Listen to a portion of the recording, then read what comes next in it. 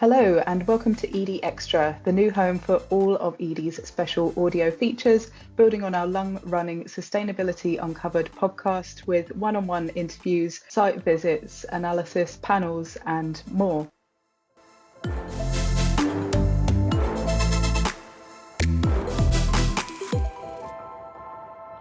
Hello and welcome along to Edie Extra, the podcast channel for discussions about sustainability leadership with sustainability leaders.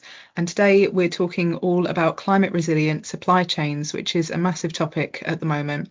So according to McKinsey, 8 in 10 big multinational businesses have experienced at least one supply chain disruption since the end of 2020. Some of them have experienced multiple disruptions, with the worst being impacted by 10 each year. And these are increasingly climate related. Separate research by the Business Continuity Institute in late 2024 revealed that a quarter of businesses have experienced adverse weather and natural disaster effects on their supply chains in the 12 months prior. Despite this, businesses are struggling to mature their supply chain management systems. McKinsey's research found that 1/3 of businesses are still struggling to create the business case for advanced planning and scheduling systems, and 7 in 10 of the businesses they polled have no visibility of their supply chains beyond Tier 1. So how can businesses do better? That is the question I'm going to be putting to Andrew Forsyth, who is the Head of Climate Resilience for the UK at Zurich Resilience Solutions, in today's episode. Thank you so much for your time, Andrew. How are you? Thanks, Sarah. I'm really well, thank you. Really looking forward to the conversation and delving into this topic. Me too. I guess, as always, it'd be great to start with a brief introduction to yourself and your climate resilience expertise. Yeah, brilliant. So, I'm Andrew Forsyth and I lead the climate resilience team here at Zurich Resilience Solutions. So we're sort of one of the best kept secrets in the sustainability world because we have been born out of the Zurich Insurance Group, as in our name. But actually what people don't realise is that we're a standalone risk management advisory and consultancy business. So we're taking a risk-based approach to what we do, and specifically for me, that's around the topic of climate resilience. So really building on being supported by an insurance business who obviously know a lot about extreme weather events in terms of what has happened, because they've been dealing with the claims around that, around flooding and storms and wind and etc. What we're really looking to do is to support businesses and organizations across sectors in understanding what the future looks like.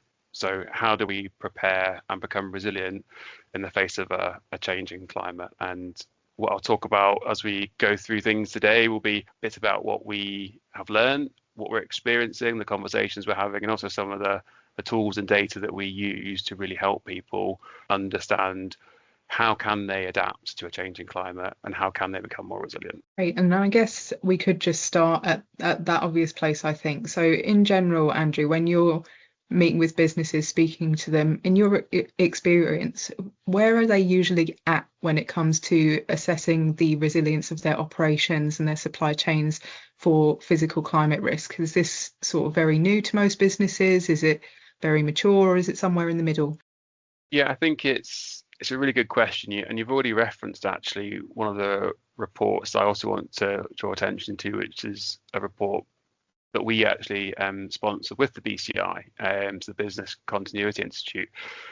And one of the things that report found through the survey of its members was that only 24% of those surveyed had looked at climate change and natural hazard exposure in their tier 1 suppliers. So I guess that's a bit of a baseline as we think about how prepared businesses are in terms of assessing the risks in their supply chain, specifically to physical climate risk. But broadly, in my experience, I think people fall into 3 categories. So firstly, I think the majority fall into this category, and that's they don't have information or awareness of physical climate risk exposure.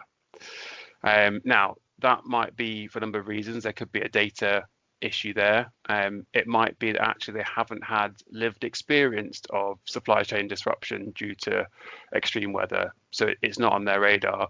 But actually, it might also be that they don't want to. I guess it's scratching that surface. Similarly with Scope 3 emissions, for instance, as soon as you open the Pandora's box, you start to actually in the same way you would increase your emissions profile, likewise, if you start looking at climate risk, you instantly start to increase your risk profile in terms of your business. So that's probably the first category, I'd say. The second, I think, are those who maybe have a bit more awareness, and this might be because they've had a supply chain disruption due to a key supplier being affected by flooding or storm or precipitation, for instance. And that doesn't necessarily mean that they have then looked at that across all their suppliers, but I think they're probably more informed about understanding the impacts of climate change on their suppliers. And I think the third category, and this is the minority, and I guess this is why we're talking about this topic today, is those leaders, those people who have really looked at suppliers as part of their climate risk analysis they've done on their own business. So extending that analysis to understand if our tier 1 suppliers, maybe even tier 2 suppliers, are incorporated as we look at our risk register, where would they fall? Actually, if we look at our top 10 locations, for instance, how many of them will be our own business assets in our own control, and how many will be suppliers? And actually, more often than not, we find those people who've done this are surprised to see that it's suppliers that make up a lot of their highest risk assets. And that's largely because of the global footprint, potentially, of where they're based, but also because of the criticality to their business. For instance, a lot of people could be relatively, and I use this word, slightly in jest, but quite smug about their exposure to climate risk, because they might be a UK business who have a lot of offices, for instance. And actually, COVID has shown on a business continuity outcome, well, we adapted and we worked from home. So actually, for the UK business, for instance, or in a particular country, they might feel like we're not very highly exposed, but actually, the key product or service that makes them their money, actually the transportation or the production of that sits elsewhere. And actually that's really where the physical climate risk is for their business. And I think the key point there really is, we're looking at supply chain and physical climate risk, is climate change doesn't respect organizational structures or boundaries or geographical boundaries. So actually this separation of looking at your own business and assets and looking at suppliers, and actually not holistically saying, actually, for us to be our business, what does that look like, and where do the risks sit? I think it needs to sort of come together. And we've seen lots of examples, for instance, where you get really interesting situations, and maybe that's not quite the right word, but you see multiple hazards affecting the same supply chain in different locations. So what I mean by that is, you might have wildfires in one part of the world, you've got extreme heat in another part of the world, and flooding all happening within the same week. And that could all be affecting different parts of the supply chain for a business, for instance. So it's not a sense of it's just flooding or it's just heat. There's this cumulative impact and this multiple hazard impact across the supply chain. Got it. So in a nutshell, it sounds like no one can get complacent, essentially, Correct. Andrew. Correct. Exactly. It's the information and data has never been more readily available if you want it. And I think it's really that encouragement to look for it in terms of that supply chain. And it might reveal some risks you didn't know about, but I think my encouragement is that it's better to be sort of a known risk than an unknown risk in terms of those surprises that businesses may face. Got it. And I wanted to talk about different supply chains here. So when we see headlines about the resiliency of material supply, it's often about physical goods. The price of cocoa is up. Yeah.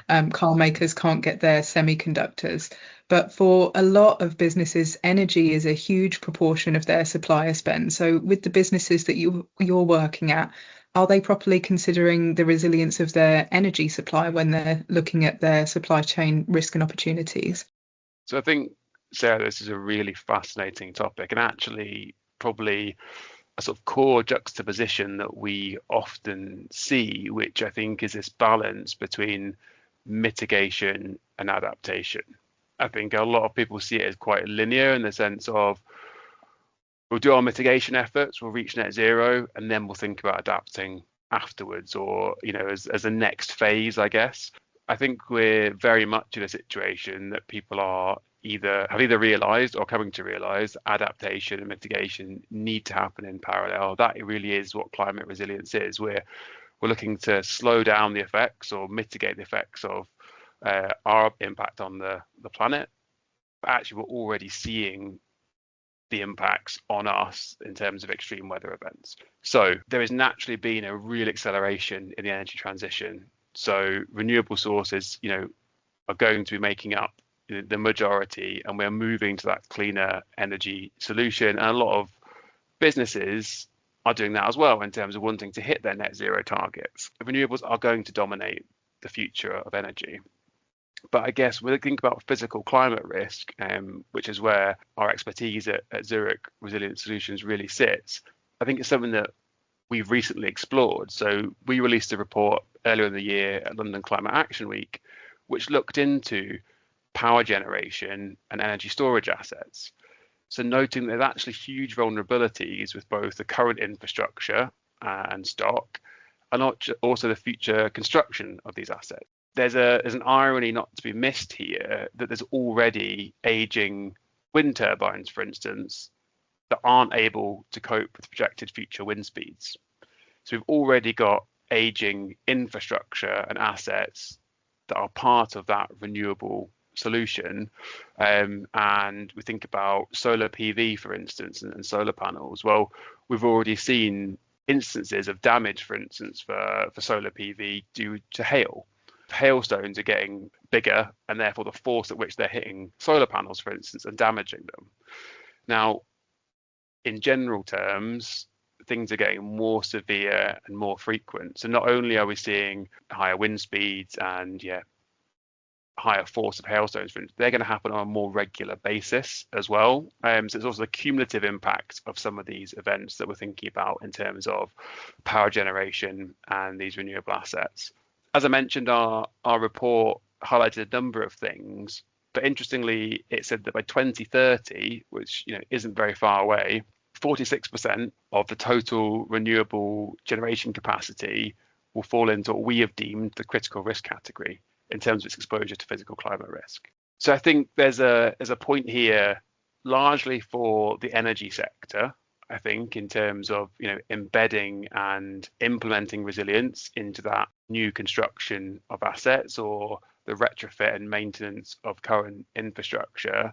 It's absolutely not a mandate to say that we shouldn't be moving towards renewables, but I think it's a really interesting area when it's such a key part of mitigation efforts. And maybe, as you say, wouldn't ordinarily be considered as supply chain because we just think about goods being transported across the world and raw materials. So something we're really keen to be part of the solution for in terms of, well, how do we help our energy system become more resilient in the face of climate change?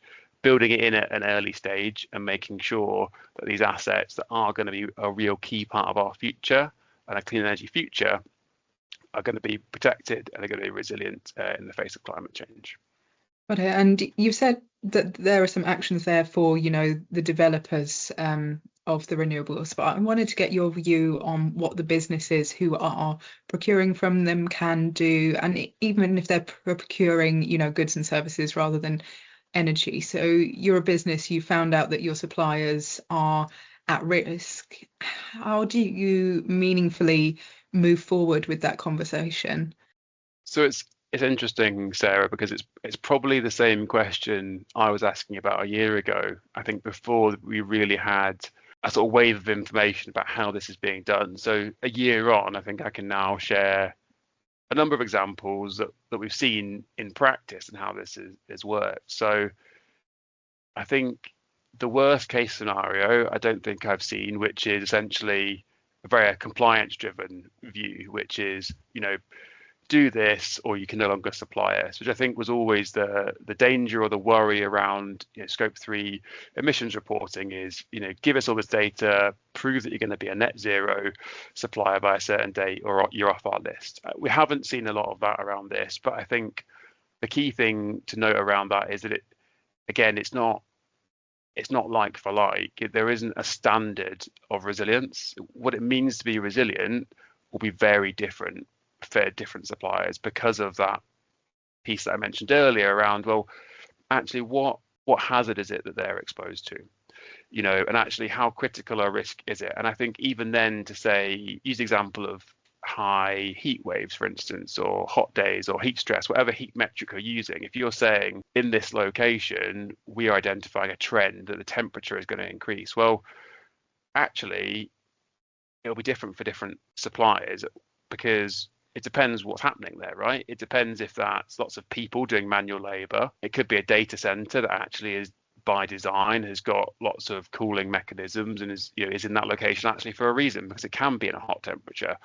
It could be there's lots of equipment there, in terms of machinery and equipment. So part of that engagement, I think, is to understand, well, who's there, what's there, and interrogate that. So the equipment point is a really interesting one on machinery, to say, actually, we're seeing that within your region, temperatures are increasing. So can you give us assurance or reassurance over, can these machines, can this equipment operate at plus 40-degree temperatures, for instance, for a prolonged period of time? Has that been stress tested? Has the manufacturer given you the assurance that this can continue? And I guess you flip that around, if there's people there, to say, well, how do we safeguard people in the event of high heat? And actually, what does that look like for them? So I think we have seen that where people are using the information to engage, and then say, well, we have this information, and therefore, as a result of that, we have these questions. And it's like any diligence on suppliers is to then say, well, do you know about this? So I think sometimes we've seen that happen, them to say, absolutely, we know this is an emerging risk, and look at all the great things we're doing. And that's a real competitive advantage. If you flip that around on the supplier side or the SME side, is to then say, if you invest in your resilience, that security of supply is really becoming a top priority. Obviously, price is still going to drive a lot of supplier contracts and procurement, but actually the ability to say and to give reassurances to say, in the event of these projected events, and even look at past events and say, look, our competitor down the road, was offline for a week and we continued to supply. And to demonstrate that resilience is actually a really commercial advantage. So we've seen that in terms of that engagement. We've seen business and organizations share lessons learned from their own operations, and to say, actually, we've also highly exposed to high wind speeds. And actually, this is what we've done in our own estate. And these are the measures that the lessons that we've learned. And actually, we made some mistakes here, so don't make those mistakes like us. Actually, here's a blueprint, or here's some ideas of what you can do. Now, some of that has even extended to some businesses and organizations we've worked with, part funding, in some cases, risk assessment work, to actually say, like I mentioned at the beginning, if you overlaid that top 10 sort of asset or location view, to say, well, actually, we would have, if our office was number one on the priority list, we'd have invested this money in a risk assessment. So why wouldn't we do that for the supplier? Because actually they're coming up as our number one risk. So seeing that, and actually that's been a very positive collaborative approach to then say, we want you to supply us, we want you to be part of our family, our network, our business, and for whatever reason we don't want to lose you or to lose supply, therefore we will invest in you. So we are seeing that sort of very positive approach and collaborative approach, which is great. But I guess, yeah, it all comes down to that sense of criticality, really, in terms of how important is that supplier, and therefore how much that business or organization is going to invest themselves in terms of time, energy, money, how much is expected to be done on the supplier side. And as I said, there's different examples of how that's played out. Got it. And Andrew, it sounds like a lot of this is really a need for a change of mindset and approach within business. So a new approach to engagement, new ways about thinking about strategy in terms of time span and in terms of data collection. So I'd love to get your thoughts on how businesses can build this culture and this mindset of good risk management, and who needs to be involved in that? Like, we've mentioned the procurement team, we've mentioned the C-suite, we've mentioned the sustainability team. Yeah, no, thanks, Sarah. And I probably end up talking about this, if not on a daily basis, at least a few times a week in my day job, because I think it really is the heart of all of this in terms of whether we're talking about a business, their supplier, climate risk generally, as I've already noted. Now I'll repeat, I guess, just to emphasize it, it doesn't respect organizational structures and boundaries, so actually it shouldn't just sit within one role. And more often than not, a lot of the driving force behind this, because of different regulations and disclosure requirements, has sat somewhere between sustainability, finance, and maybe legal. So they have information and data, and they also have a requirement sometimes to obviously disclose that. Now, sometimes the success of that exercise is the production of the report and not necessarily the management of the risk. So I think actually it really emphasizes the need for that multi-stakeholder approach. So if we fast forward and let's imagine that, within an organization, a particular part of it, whether that's a manufacturing site or a property, has had a flood. Now, the people that are involved in that, absolutely, for instance, are the insurance team. There might be a separate, also a risk team who are involved. You've definitely got finance involved. You might have legal involved. You've probably got the site managers involved. You might have HR involved, for instance, to recognize that there's been people put at risk because of the flooding. Because even then, in a reactive sense, you've got lots of different stakeholders. So if you rewind that back and to answer your question, if you're looking for that proactive culture of good risk management, well, if they're involved in a reactive sense, well, they absolutely should be involved in a proactive sense. And there's probably even more people then that also need to be involved. Like we've talked about sustainability. I was recently speaking at an event, and it was a group of sustainability or climate leads. And I did a poll in the room and said, well, how many of you have a good relationship with your risk and or insurance manager?